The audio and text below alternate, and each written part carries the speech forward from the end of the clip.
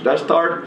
You guys have had like a grand total of what, 4 hours of sleep this week? Oh, are we doing something? Yes. Oh, all right. Yeah. All So right. it's Friday of SHOT Show. Yeah. And we have all been working, running, looking, handling, checking, testing. But we did gear up. Yes. Gear up. Now you guys have been seriously working. You're finding new stuff. Yeah. I assume you found some cool stuff to bring back to Finland. Yeah, you could say that.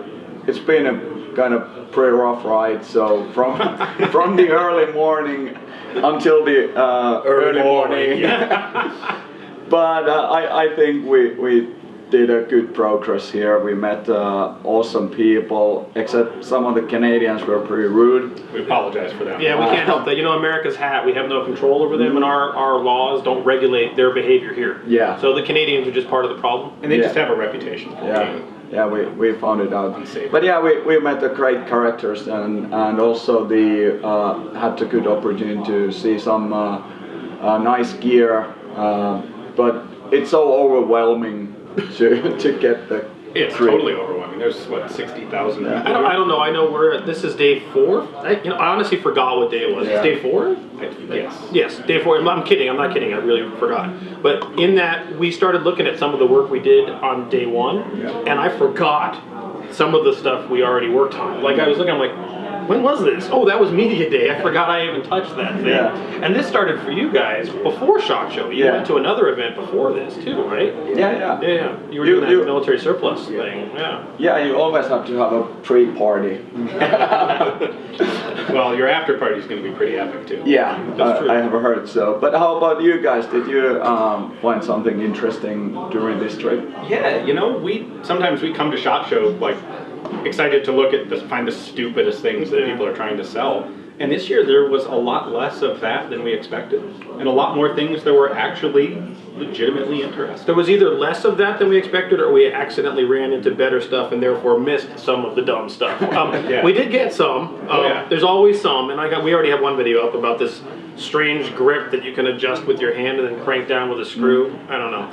There's that. There's some other stuff that's going to be on the channel, but actually this year is a little different than our previous SHOT Show content in that we actually have some really quality stuff that we found. Some very neat things. A couple things like the adjustable gas piston for the AK by KNS Systems. Yep. Really cool. Yeah, you actually replace the piston, and then you've got a dial, and you can change the gas setting on an AK.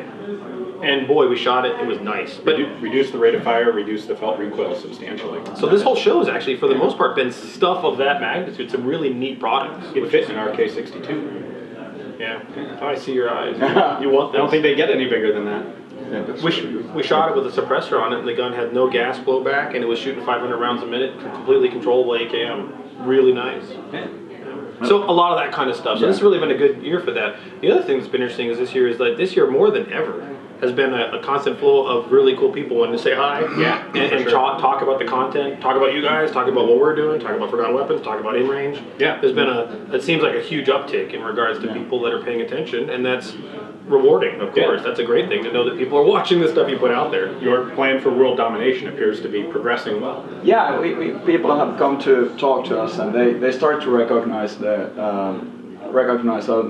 and that has been great. And for example, in several occasions, Stefan has talked a lot about the differences, like what is the Finnish and the Nordic design versus what is happening here, and that has been also pretty cool. Subject, yeah. I'd like to hear about that actually. So, like, just on a side note, like, what little bits do you notice that are obvious, distinct differences? Well, not really noticed here, but you know, it's just obvious from before that American and of course internationally, it's always the end user who you have to make a gear for. So, depending on weapon systems, platforms, yeah, that's one thing. And especially for us, since we are like using AK kind of shit and Soviet stuff a lot, that's one thing. But then also for us, especially in Finland, it's not a problem in Sweden or Norway. They have oil money or a tiny military, so the budget to military force ratio is just crazy. Well, we are a poor little country, so we have to make do with well, we're better off with simpler designs. It can't be like super fancy and intricate. You know, like what you get over here, you get like first spear with a dial adjustable open top mag pouch. I mean, clever, extremely nicely made and stuff like that, but that's just clearly something that's not the first thing that we need to do. You can get a lot of lanyards to tie your magazine to your belt Oh, yes. for the cost of one of those things. How many strings for one of those mag pouches? Exactly. Exactly. Exactly. Yeah. No, when you put limitations on things like cost, Yeah. you force yourself to find some really creative And you have to solutions. keep the quality high, and naturally you have to reach a certain level of functionality. Sure. But you don't need to go like batshit crazy about that. So basically, you need reach a certain level of functionality for a pouch or anything, and then you have to think about the design, the construction to keep it kind of simple. So basically, I mean, this is a prime example. I was actually going to bring this bag up as an example of that. Here it is. So just a roll top, basically a sack of Cordura, and you have a nice day pack which is virtually indestructible. And still, you know, made from mil-spec high-quality materials, naturally.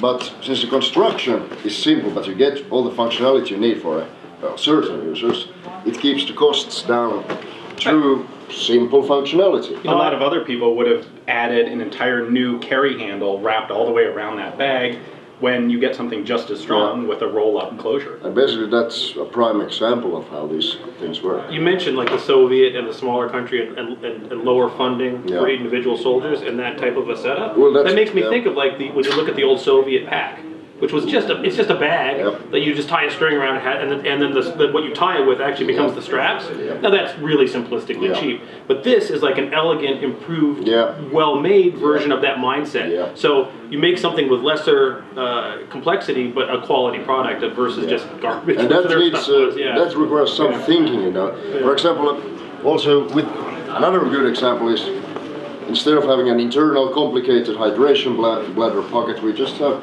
a flat piece of Cordura here, Just a pouch. and inside the inside wall that comes well beneath this one expands into the main bag. So just slap on a few pieces of Cordura and you have all that. So Yeah. and this really reflects all over the shit we do, since over here, you know, you got Cry Precision and all these super fancy first spear companies who are doing like top-notch stuff. But the thing is, honestly, in Finland, the problem is that the issue gear at the moment, the clothing and the gear, is not yet up to speed, honestly. I mean, we haven't got a pouch for PKM ammo cans yet issued, so we use utility straps. A fucking piece of strap with a metal buckle, like Africa, you know. Have you tried duct tape? No. No, actually, no. You know, it has to be, you know, reusable. Duct tape is so expensive. So since we haven't even, the issue gear hasn't even reached a level that is sufficient enough, in my opinion. So the first thing we're still working on is like filling the gaps, providing that kind of stuff. So maybe when that's done, we can start thinking about space age technology and stuff like Sure. that. But before we have what the guys really need, we have to stick to the basics. There's a lot to be said for good enough because there's diminishing returns. You get to a point where you have a quality solution for a soldier or for whatever purpose, and then as you try to make it just that much better, it gets more and more expensive, and the amount of improvement gets less and less. Yeah. But you'll see that with a lot of American stuff now, because like Cry or others, they're great products, Yeah. absolutely, but they're extraordinarily expensive and generally very complex. Yeah, the complexity and also like some degree of over-engineering is something what we saw as a difference between what we do and what's feasible in our battle space compared to what is in here. But it's interesting and very important for us to understand that how the market here works, what our gear will do, and I think it's a differentiating factor that we can provide an alternative solution like really simplistic products which probably appeal to some people. And achieves the same goal. Yeah. I think there's a lot to be said for that. You know, when you look at some of the old military gear, and some countries would go with buttons, versus a zipper, for example. Because zippers blow out, you can't fix them in the field. A button you can repair with a sewing kit. Yeah. So you now have a piece of kit that can last almost forever, and you can just field fix. Yeah. That makes sense. The length of service life and the ease of maintenance, all that's really valuable. And since our business is mainly just to military kind of line, goes straight to the end user as private purchase items. Right. So even then, since the reserve army we have and professional soldiers and conscripts doing their service aren't millionaires. Sure. They're just regular guys having day jobs, kids, shit like that. So they can afford to. Well, some of them can and they could, but it's better to offer a alternative that meets all the military spec demands for quality, and you give the functionality that is better than the issued gear at a cost that is like reasonable. You don't have to pay like 100 buckaroos for a mag pouch. Sure. So That's a lot about what Varas Daleka is about. Yeah, totally. Yeah, but it's been very good for us that we have been able to look the broad kind of the perspective of what's happening here, and then that helps us to also to take this market into consideration when we design our gear. Well, what's been going on with the American military and combat needs has changed a lot. I mean, you see the evolution of American gear over just the last decade. It's changed a lot. Yeah. There's a lot of good ideas there that you could also take to mind and go, well, we can make this or simplify it or whatever. Yeah. That's where this education coming here makes a lot of sense. That happens, yeah. Yeah. So anything particular in SHOT Show that you saw that you thought was really compelling, something very cool? Gun, gear? Well, I think from weapons perspective, the Knight's Armament, the light machine gun, that was pretty cool. And from gear side, I think there wasn't one single kind of invention, but lots of small bits and pieces like smart solutions for The armor, what? Shit, I forget. What's the guy who's we going to see at his workshop? Arbor armor. Arbor Armor, yeah. Arbor Armor. Okay, Yeah, his blade carrier quick release system. Fantastic. I mean, chatting to people who actually design the stuff. Yeah. That's Something you get at That's SHOT Show. You get to cool. talk to the real people. And Rain Incorporated, they had that tube cover for the tubes. first pair of tubes. But it was more like that we could exchange the ideas about the manufacturing, the kind of the design principles. That was pretty cool, Yeah. and they had the good gear. So I think it was more bits and pieces, which was good. Yeah. And talking to these guys who manufacture stuff over here, like the technical is the boring stuff, that nobody wants. You Right. want to see door kickers and shit like that. Yeah, But sure. for me, design. How did you do this stitch or whatever? Something. I mean, that exactly matters. And That's how do you real. laser cut without killing yourself with chloride gases? I mean, that's a real thing. Not killing yourself is generally a Yeah. plus, although some people differ. Yeah. So that's extremely valuable, and that's not something we get. Or in Finland, we the only company who makes military tactical gear is our partner Savotta. So that's it. Yeah, this So- is a huge market here Yeah. with so many different vendors. So we only got whatever they know and we know. So discussing these things in person is. I think the biggest thing for us this year at SHOT Show wasn't a particular piece of gear, it was all the connections we end up making and all the people we get to talk to, such as yourselves, but also others as well, that help us not only understand what's coming in gear, but also what we can talk about from a cultural and military and application and competition perspective. There's so many things here, and those contexts are so important. Yeah. So, I gotta know, can you actually see anything through those? Yeah, I actually can. do you just see freedom, or do you see? Yeah, I see food. Yeah, you do? While in America, Yep. that's all I see.